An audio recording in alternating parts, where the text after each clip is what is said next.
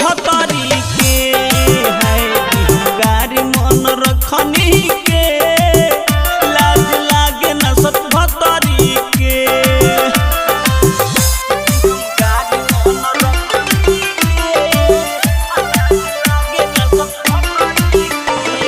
Saanvi recording studio महानवा।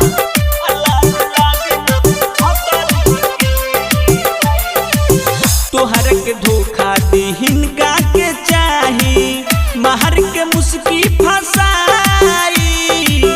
मन भर जाई तो इनको के छोड़ दी दोस्त सर लंग जाई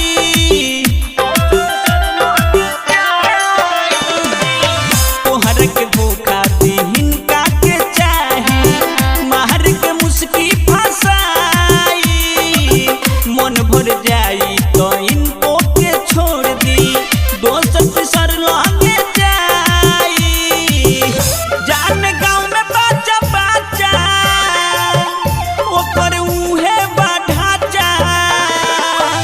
जाने गाँव में बच्चा बच्चा ओकर उहे बढ़ाचा ई तो दिल में समा जाले ससुरी के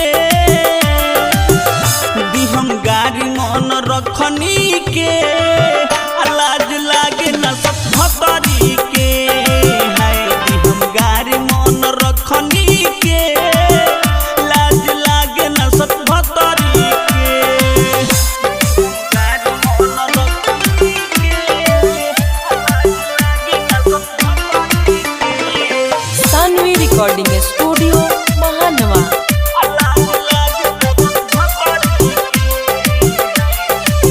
मंगल भोजपुरिया चक्कर में ना पड़ी